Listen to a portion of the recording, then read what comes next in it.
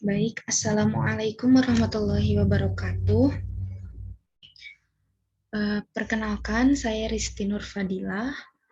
Di sini saya akan menjelaskan tentang anatomi dari male genitalia dan proses trajektori dari sperma. Oke, di sini sudah terdapat gambar dari anatomi male genital.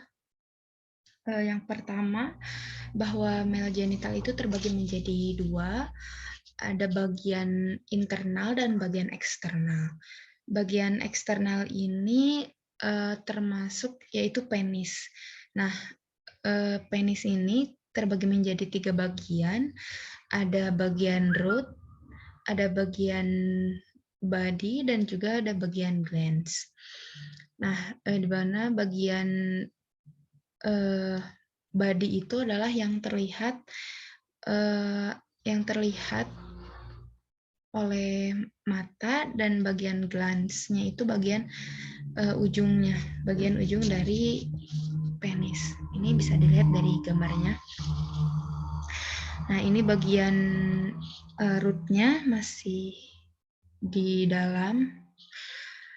Lalu ini bagian badinya, dan ini bagian glans penisnya. Oke, selanjutnya ada bagian internal male genital, yaitu terdapat testis. Yang pertama ini testis. Testis ini lokasinya ada di dalam skrotum.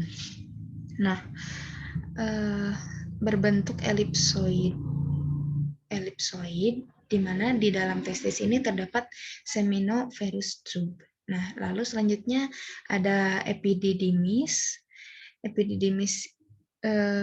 Lalu ada skrotum. Nah, skrotum ini adalah kulit yang membungkus testis dan epididymis. Juga spermatikod. Lalu selanjutnya di sini terdapat vas deferens atau ductus deferens. Lalu terdapat seminal vesicle, lalu ada prostat dan bulbo-urethral gland. Nah, oke, baik, saya akan menjelaskan tentang trajektori dari sperma. Jadi yang pertama, sperma itu dia akan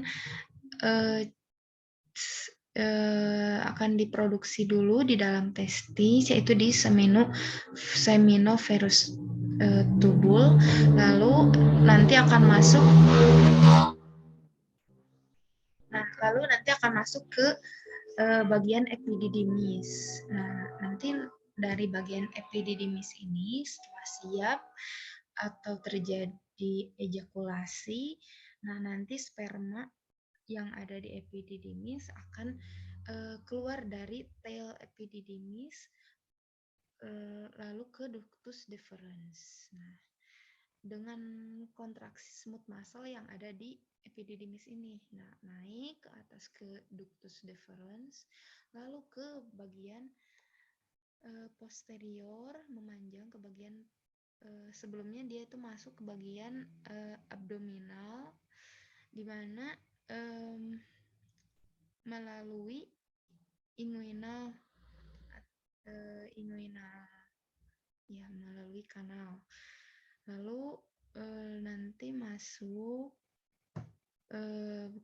lalu nanti dia akan secara posterior ke bagian pelvic cavity, lalu ke bagian yang dekat dengan bladder atau tepat di belakang bladder yang disebut dengan regio ampula. Nah, dari regio ampula di sana akan masuk ke dalam bagian seminal vesicle. Nah, seminal vesicle nanti dia akan menghasilkan cairan berupa fluid. Ini ada bagian dari sukrosa kalau tidak salah.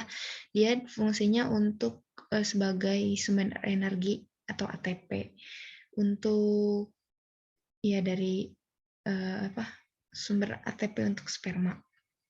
Oke, selanjutnya nanti bakal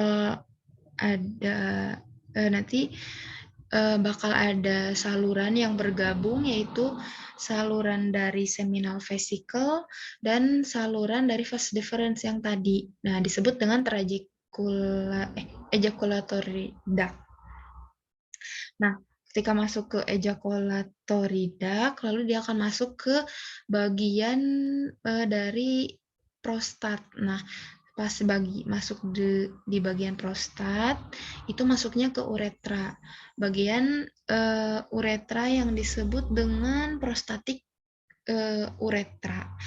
Nah, di sana bakal gland dari prostat ini dia bakal mengeluarkan milky cairan fluid gitu, milky fluid. Lalu akan masuk ke bagian uretra terus ke bawah sampai keluar. Nah, sebelum keluar ada gland bulbouretral gland yang akan menghasilkan mucus juga. Fungsinya yaitu untuk lubrikasi dari penis ketika seksual arousal. Nah, jadi sebelum sperma yang tadi telah bercampur dengan milky fluid dari gland prostat dan juga dari seminal vesicle, dia akan keluar dulu dari bulbouretral gland, cairan mukus ke eksternal meatus, lalu nanti akan keluar cairan sperma yang telah bergabung dengan cairan yang lain tadi ke eksternal meatus. Nah, cairan dari bulbouretral gland atau mukus ini keluar ketika seksual arousal, seperti itu.